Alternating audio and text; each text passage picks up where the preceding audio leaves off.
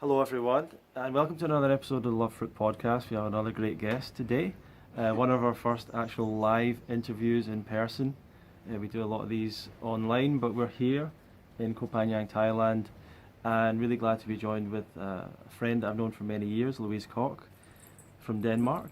And Louise goes under the name Fruity Lou, or obviously just under Louise or Koch online, from Denmark originally, and has done many things in her life. She's been involved in television work, she's ran a fruit festival, she's done a lot of coaching, online courses to help people around the world, run events and retreats, helped out at the UK Fruit Festival with hosting and different things, and spoken at other events. So someone who's got a lot of experience and knowledge and knows a lot of the ins and outs of this lifestyle and has helped a lot of people with it.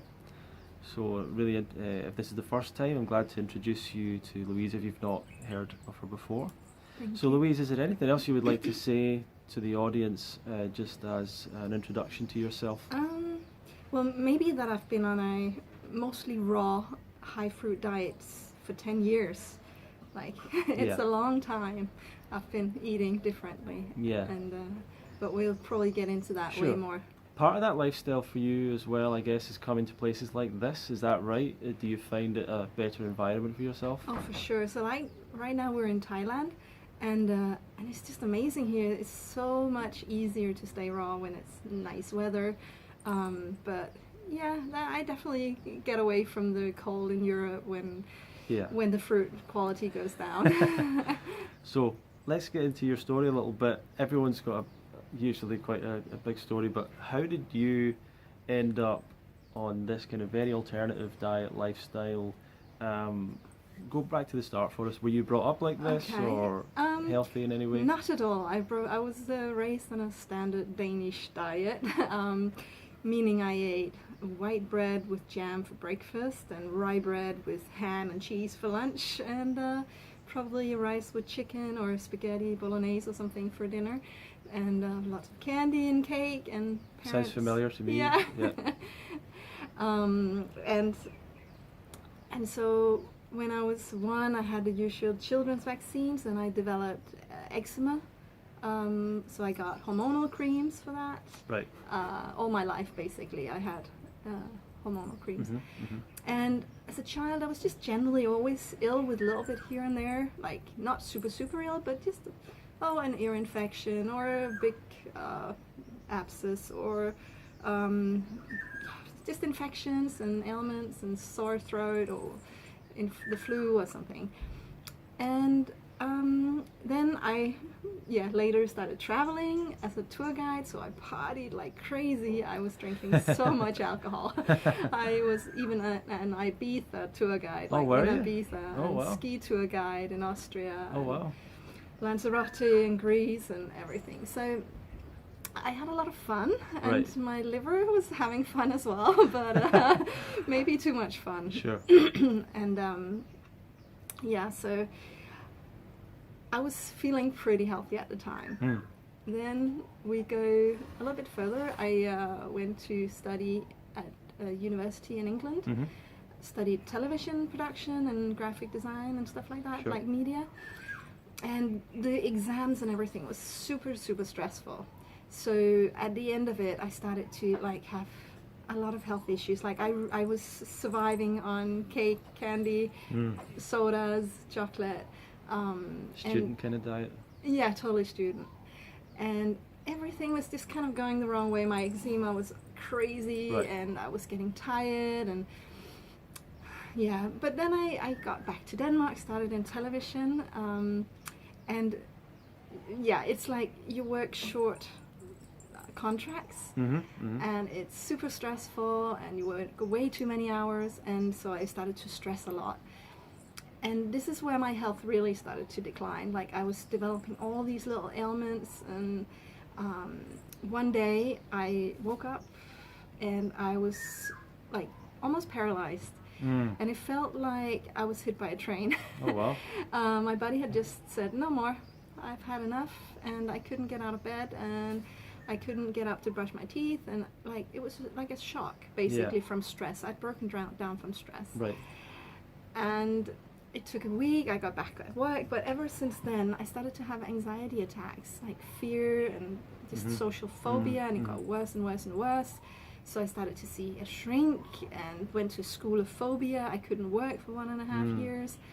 And then all the health issues came along with that. So I would get like severe low back pain. My adrenals were burned out from, I had 7 years of anxiety and fear.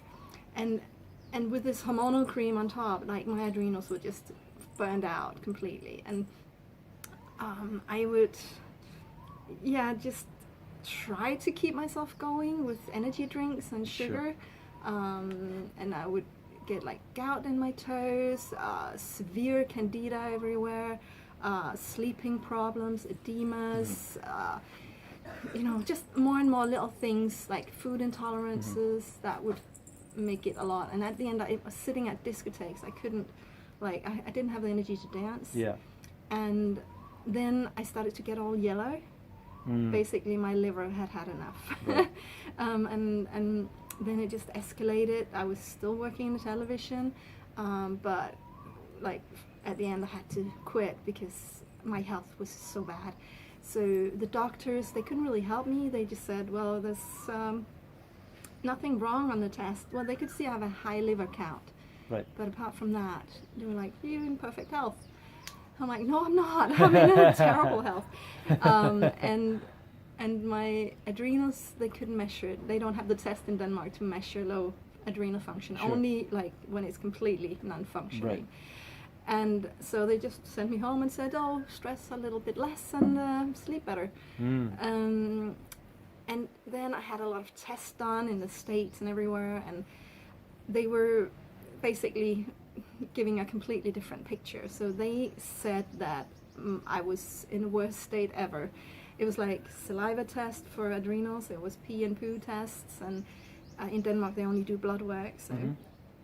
And these tests said, well, you have way too many bad bacteria in your gut.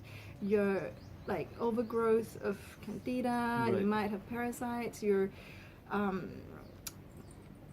have so much cell and DNA damage that you're this close to cancer if you don't have it already. Wow. And the doctor said your hormones are like a pensioner, you cannot get children, you're probably infertile at this point, you can only do like very slow exercise like floating in a swimming pool or some yoga. Where did you get those tests? Is that America you said? Yeah, so it was a Danish company that got the tests sent over from the States. I see. Yeah, and I was devastated, you know, but it explained what has been going on and a ton of other things those tests said. So basically for a year I tried everything I could think of in terms of like medication and like supplements and just treatments, like any treatment you name it, I've done it. Right. Holistic alternative. Yes, thing. everything. Right. Like, and I got, what do you call it, intravenous C vitamin injections. Oh wow, yeah. I took infrared saunas, I did colonics, I did a whole the clock parasite cleanse, what else? I can't remember. There was so many. I even drank hydrogen peroxide. Oh, right. Yeah. It's like in drops. I have a picture of my dining table where I put up all the supplements I took, and it's filling up the whole table. Sure. And that was just some of what I took. So I spent fortunes. I think I had like $15,000 in debt at the time trying to cure myself. Wow.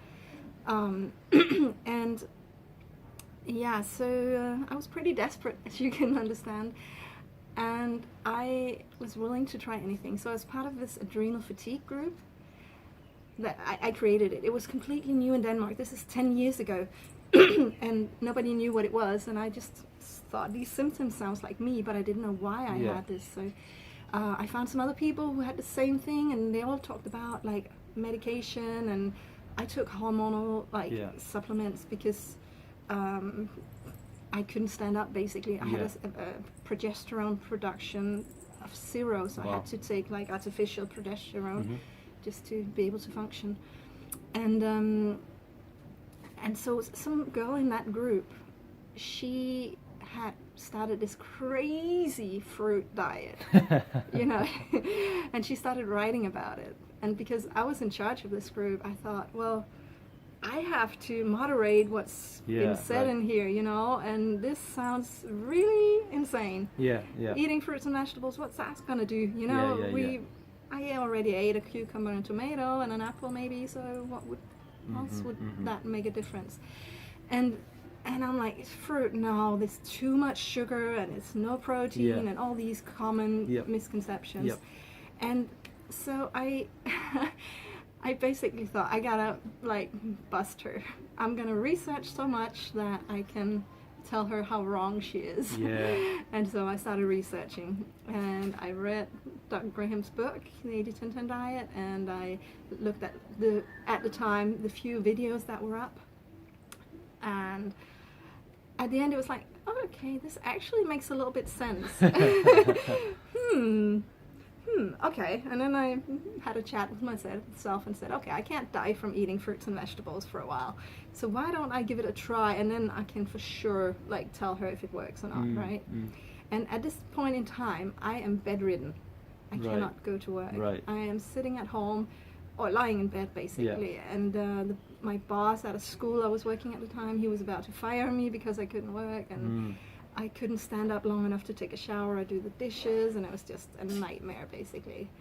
Everything was just pains and aches and so I decided to transition slowly, and I just took first week and changed breakfast, I think, and I had no idea what I was doing.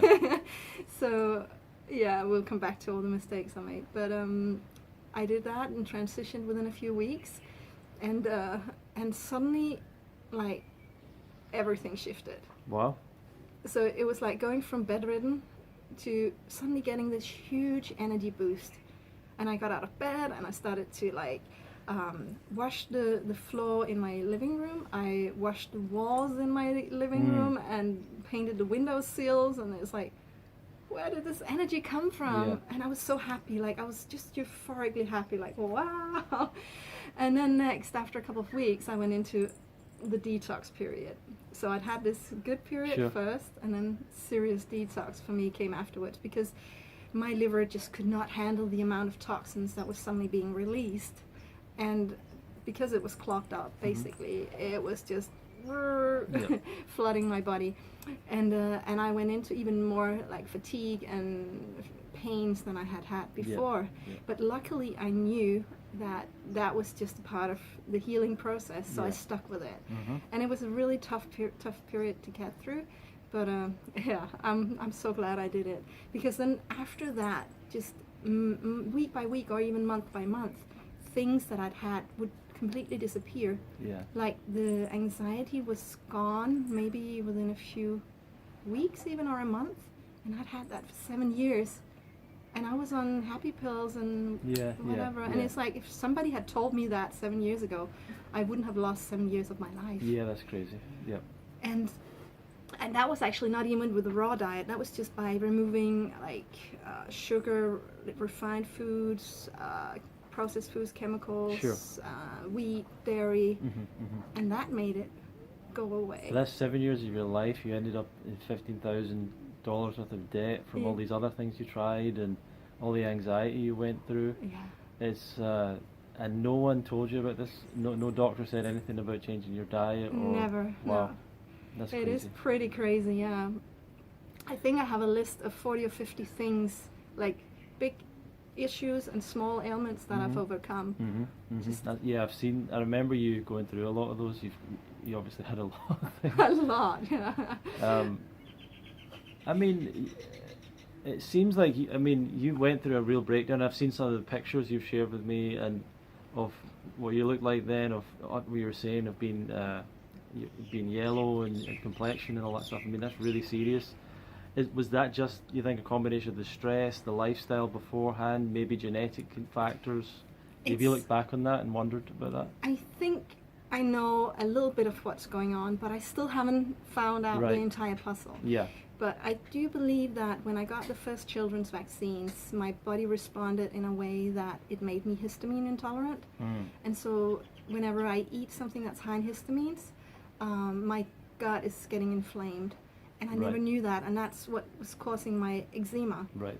And so you're constantly, every day, bombarding your interior. Right. And so my digestion system has just been totally like ruined, Yeah. basically. And then of course the drinking didn't make my liver Right. super happy. Lots of, you know, pharmaceuticals didn't make it super happy. And the stress is probably the worst, Yeah. because that will shut down the digestion and Yeah. kill your adrenals and kill your kidnees yeah. and everything. So. I mean, people have talked about that as well with the, you know, a lot of the people are talking now about boosting your immune system, and one of the things that people are talking about is if you're under anxiety and Yeah. stress, you're in this fight or Fight flight mode, yeah. response all the time. How do you counteract? Like, how did you end up helping to relax, or was that just changing your diet helped with that? Or? Yeah, actually the diet helped a lot, and I also just decided, well, before I started the diet, I was Sure. like in bed, and I was thinking, okay, this has to change, because I knew that if I didn't figure something out, I would die. Literally, I would not survive that. My body was in such a bad state. And so I thought, what are my options? Well, I can jump out the window. I live on the first floor. I'm just going to break my legs. I can continue as I am, and that's not going to get me anywhere, or I can just get well. Yeah. And then I just decided to get well, and I was like, I don't know how, but I will. And I just kept that hope and belief, and then I attracted the solution within a few weeks, actually. So I think that helped a lot. But I Amazing, wanted to, your previous question, what else caused this? Yeah. Because then I was already really tired after the anxiety and everything. But then I got the Gardasil vaccines, the Right. HPV virus ones. And after that, that's when I was bedridden. Right. So the 3 ones that had just come out, and like my body was just not able to handle them I at see, the time. I see. And that was, probably the major thing that put my hormones Sure. down. And yeah, I've just been able to rebuild everything, so that's pretty amazing. Yeah, it's been an amazing transformation. Yeah. Probably one of the most dramatic transformations I've seen, actually, Yeah. from seeing your pictures before. So you found out about it, you started to read about it. What was your process of sort of transitioning towards the kind of lifestyle you're on now? And did it take you some time? Was it something because of where you were at? Was it quite easy for you to make that change, or did it take some time? Did you go back and forth, and how did it all go for you? Yeah, so in that year where I've been taking all these supplements and medication, I was also trying out various diets. So I did the anti-candida diet, and a diet in Denmark called Super Healthy, and yeah, and the adrenal fatigue diet. And none of them really did any big changes. The Super Healthy diet was a step in the right direction, but I was already like a bit crazy in other people's eyes because I was eating differently. One week I was like, no, I can't have this, and next week, oh, I can't have that. Right. And so when I started this, they were just, yeah, whatever. So I was just so desperate. Yeah. I know your motivation is what drives you, and you're really motivated, you're going to do this full on.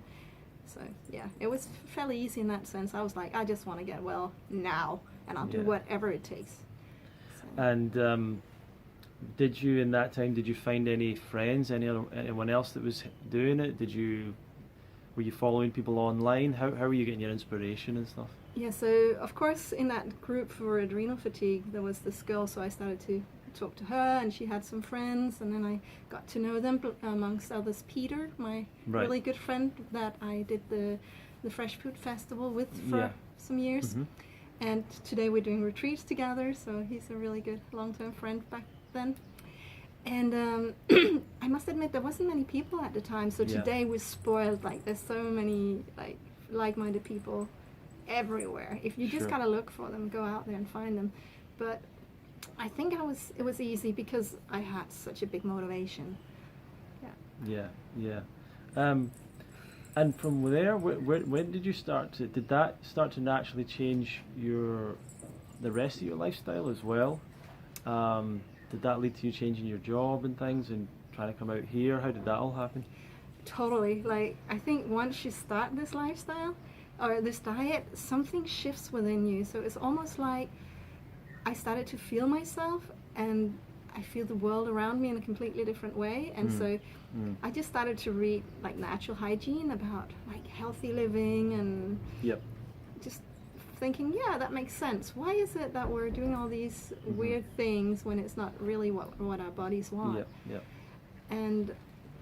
And then one winter I was like, I'm out of here. The fruit was really bad quality, and I just thought, I'm gonna try this exotic thing. And Peter, he was doing it, and so I went to Thailand for the first year, and then every year it's just been longer and longer and longer, because, well, it's pretty nice down here. Excellent. Yeah. And so let's ask a few questions for some of the people that are listening.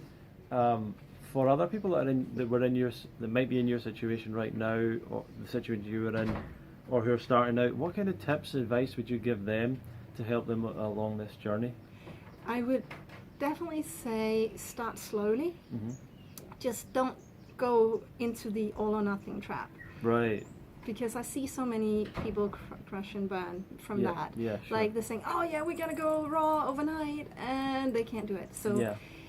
I normally tell people, just start with like fruit for breakfast, and then just do that for a week, maybe 2, maybe 3 even, until you feel comfortable with that. And at the same time, just lower your fat in the beginning to 0. Yeah. So, because you might have a lot of fat in your previous diet, and that's going to be in your bloodstream, and that will prevent your insulin from doing its job, you know. So if you suddenly start to eat tons of fruit, you're going to make yourself diabetic, or at least get candida and blood spikes, blood sugar spikes. Yeah. And so I'd say remove the fat, transition into fruit slowly, make your body be able to keep up. Also, if you do it too quickly, you're going to get a lot of detox. Yeah. And that's not very nice, and people give up because they don't know what it is, and they're saying, oh, this doesn't work. But it is actually a sign that it's working. So detox could be like pimples, headaches, flu or cold symptoms, especially like digestive symptoms like diarrhea or congestion, bloating, farting. Anything will just change. It's like everything is rearranging itself in the gut, right? And sleeping problems, even like female periods will maybe stop for a month and then come back easier than it ever did. But you just got to be aware of these things, and a lot of people are not. And then I would go and make a green smoothie for lunch when I was ready to step it up. So a green smoothie, on my terms, is just fruit, leafy greens, and water, nothing else.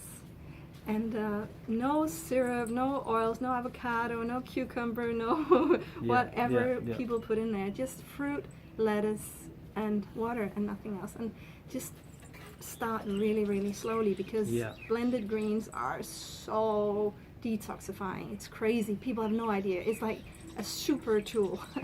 I call it like a super vitamin pill. And so I just start with a little bit of a tiny handful of leafy greens, and then each week you step it up more and more.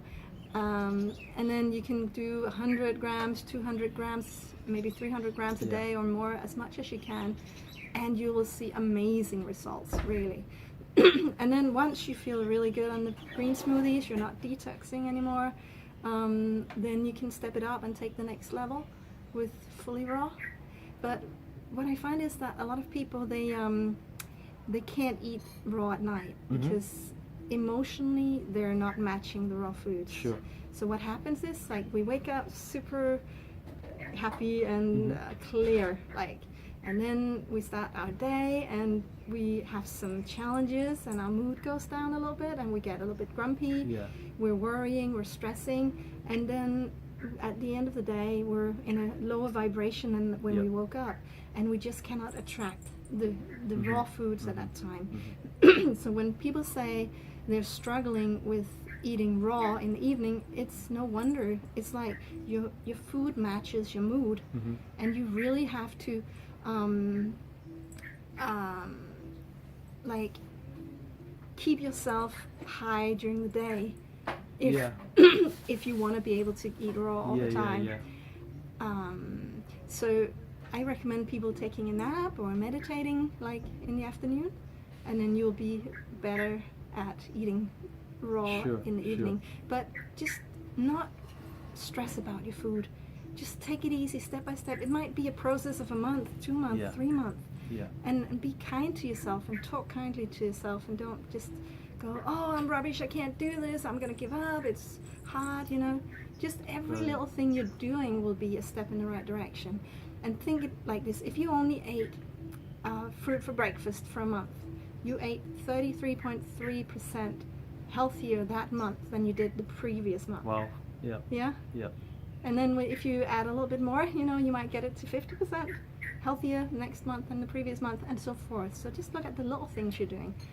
That's excellent. I mean, I really agree with the idea of people taking time with it, doing maybe, as you're saying, just for breakfast first, taking the time. I think you're right. A lot of people, if they try and force themselves to do something they're not ready for yet, they're not comfortable with, because they want this quick result or whatever it is, then they're likely to fall boomerang back or kind of start to hate it a little bit, like they're not Yeah. enjoying it anymore, and they're forcing themselves to do it, but inside they don't want to do it, and it becomes a bit of a conflict for people. Well, we're like kids. We want what we can't have. Right.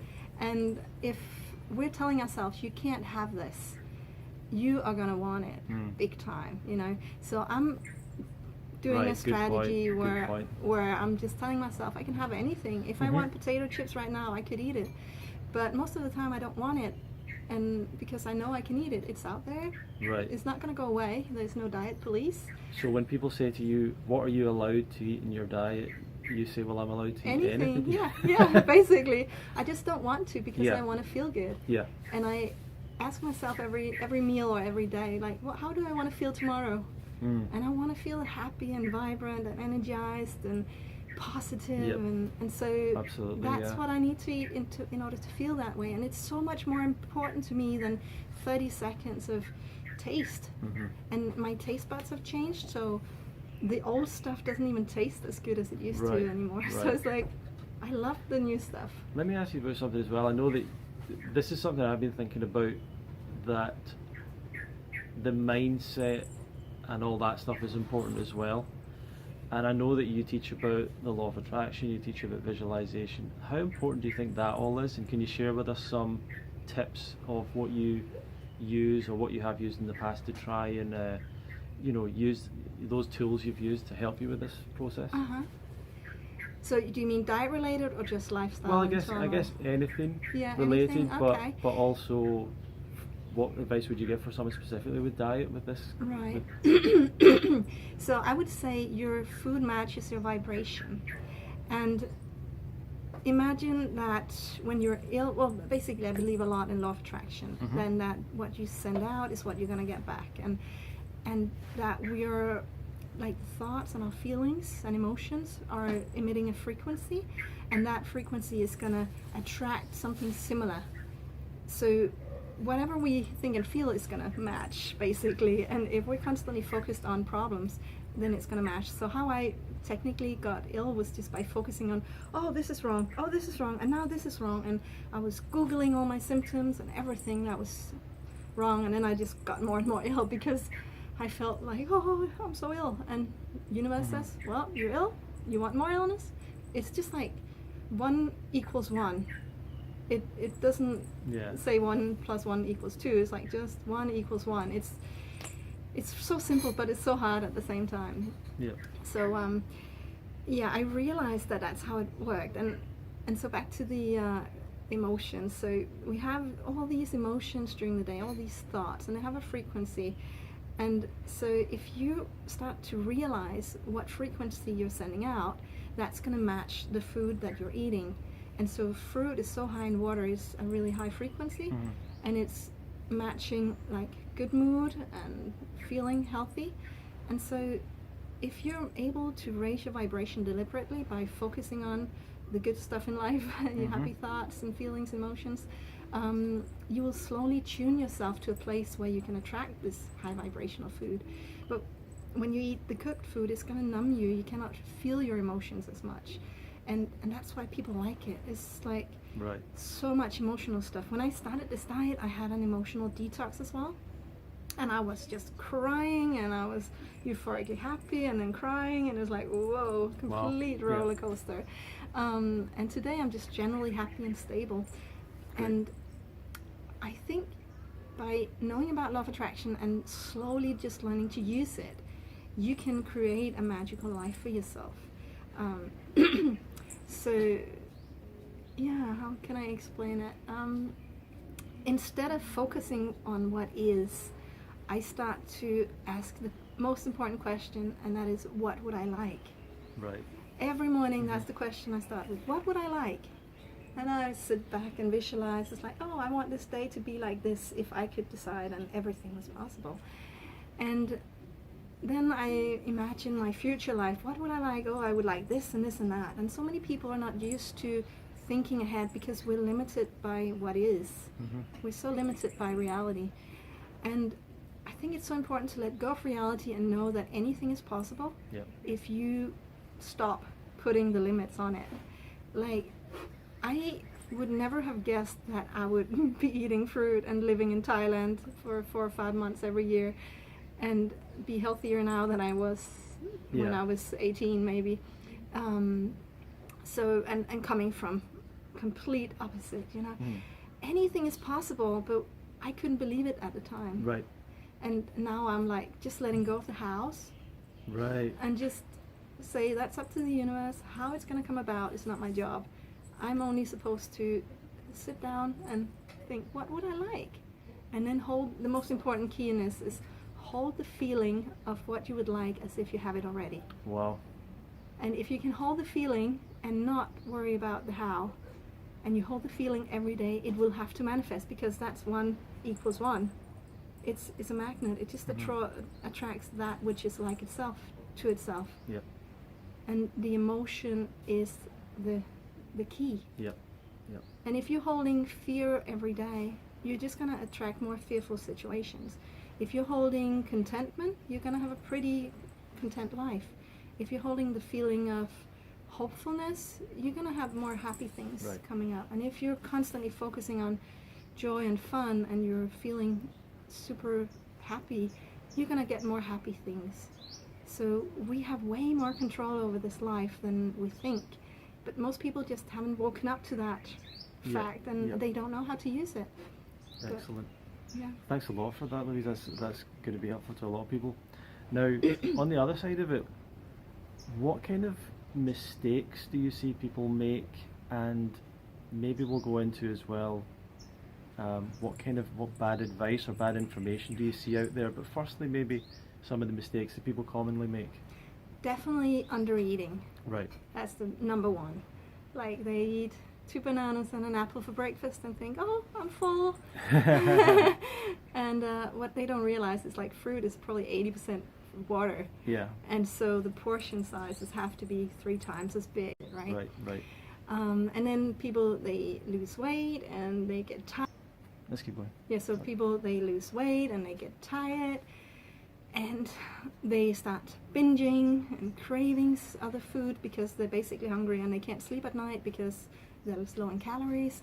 So trying to get people to eat enough is probably the biggest psychological challenge, I think, and how you do that, how you transition in a way so that you get enough without like overeating, and there's a lot of tricks there. Sure. And the other struggle I see people having is socially. Yep. So they don't have any social strategies, and they feel so much that they're wrong and they're being judged and that they cannot no longer have a social life. And that is so not true. You just gotta know how to deal with people, deal with all their questions and worries, and then fit in without like provoking their weird questions. Because you just don't want the discussions. Like, excellent. Yeah. Another thing that really follows on from that for me is misinformation that's out there, or bad information, or and not necessarily people mean to give bad information, but in your experience you might have found that it's not right or it doesn't work for people. What were you concerned about out there? I have a lot of coaching clients that insist on taking fish oil, for example. Right. Yeah. and they're so worried, what if they don't get their omegas? Mm. And what I found is that it's not the amounts of omega-3 that makes a difference, it's getting the balance right. Yes. So on a fruits and veggies raw diet, you're going to get tons of omega-3, and so you don't need to supplement with extra. Mm-hmm. And that's a big misconception for sure. Yeah, absolutely.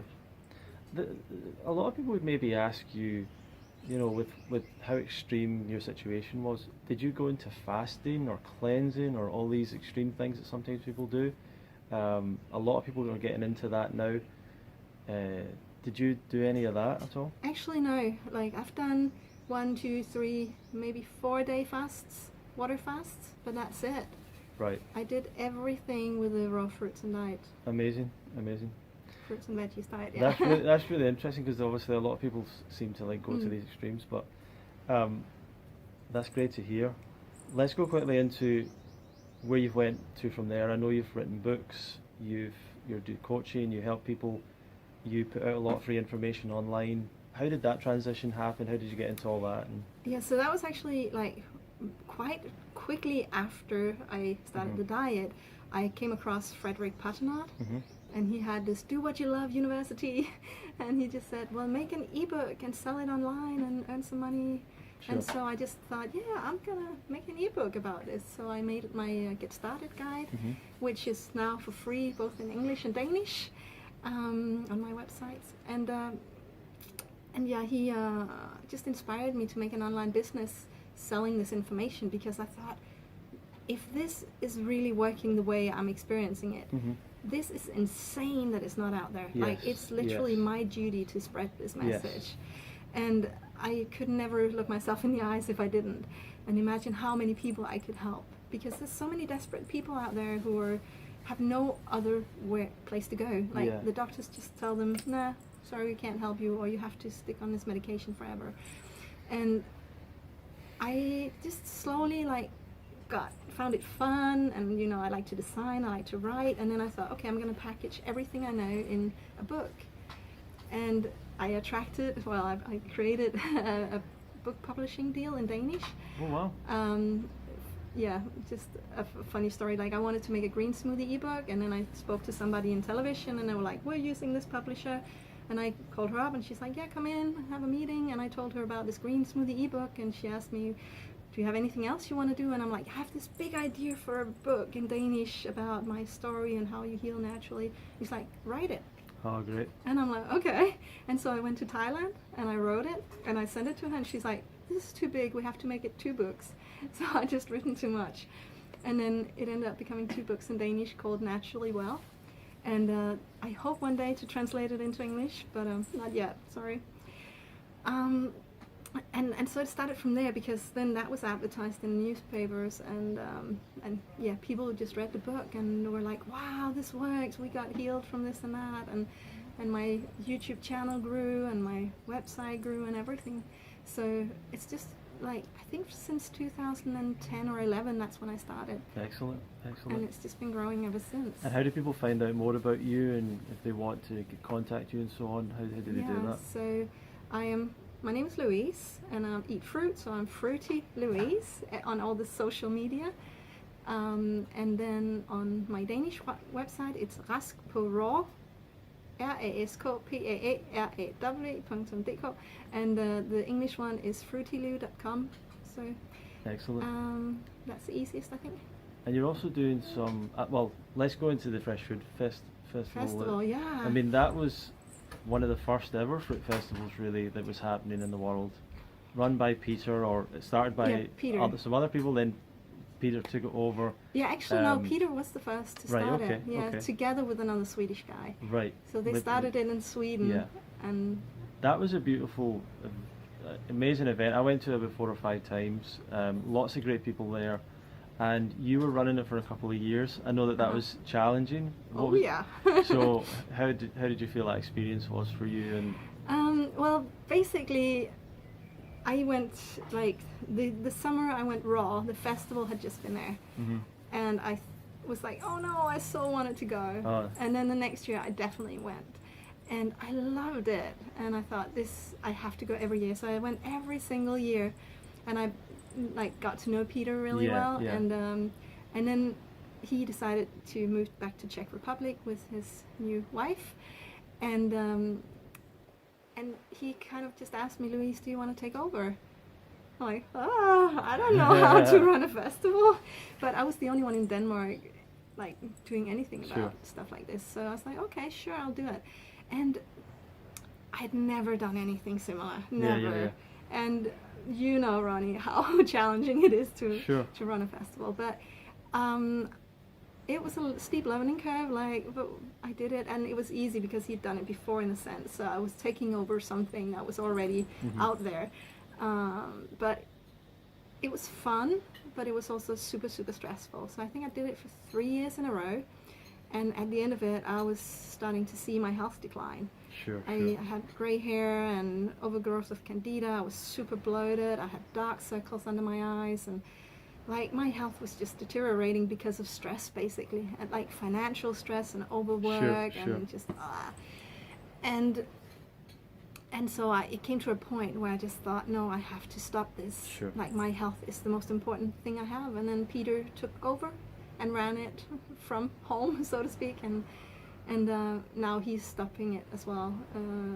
But you're doing retreats now, help with Peter as well, or in those places? Yeah. So what we found out is like, let's make something that's smaller scale for a whole week, where people can come and learn how to prepare the food and just completely be like immersed in this beautiful nature and calm vibration with yoga and meditation and just a full experience for a week with smaller people, where we teach every day and we connect with people and we have food demos and lectures on health and diet and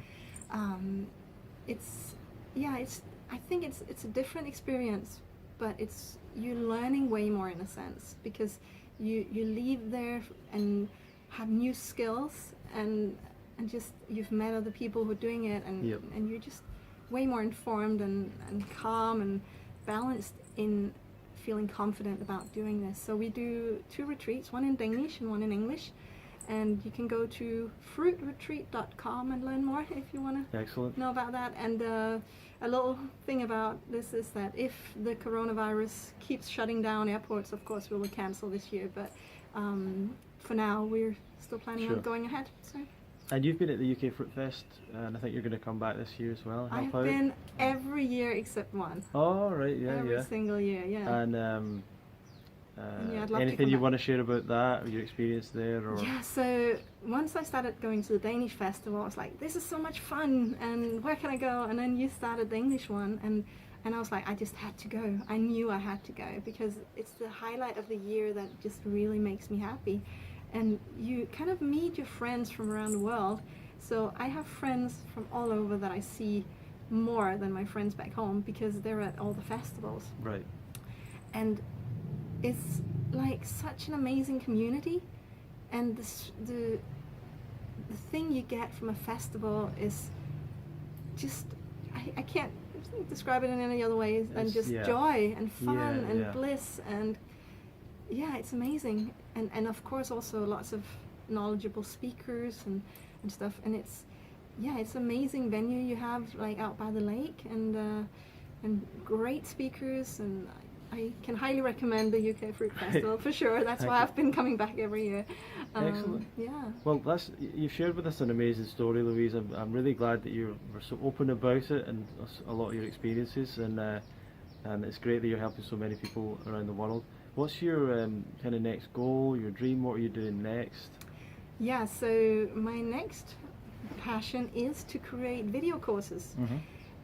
So I want to package all the knowledge I have in various areas, both spiritually, about craving strategies and social strategies, and about how to do the diet and various diseases and stuff like that. So I've started now, and I've made one course in Danish so far called Fruit Diet for Beginners, and then I'm going to do that in English and just continue to make more and more video courses. Brilliant. So that people can go and access all of this information whenever they're ready to hear it. Excellent. That's my big passion, a big library of information. And have you got any last words of wisdom for our viewers and listeners out there? I would say to follow your passion and your gut feeling, and stay happy. Like, just follow your bliss, and that's going to guide you to the best outcome in life. Excellent. So never do things because you have to. Do them because you want to, and it's going to give you way better results. Excellent. Well, thank you very much for joining us today, Louise. And You're very welcome. for everyone out there, if you want to find out more about Louise, find her online, Fruity Louise on fruitylou.com. social channels. Yeah, also, and Fruity Louise. And your different websites, fruitylou.com and the Danish website. I didn't quite grasp her well. No, don't worry. I used to have one of your T-shirts. I used to really like it, and I think I've lost it. But and yeah, we fully recommend Louise if you're looking for someone to help you with all this, with her coaching or different things. Go and check that out. And if you want to come and meet us at the Fruit Festival this year in the UK, go to fruitfest.co.uk/registration and check that out. Thank you very much for watching and listening today. You've been watching the Love Fruit podcast. Feel free to share this with other people. Comment, give us some feedback, give us a rating if you can, and we'll join you in the next episode. Thank you very much.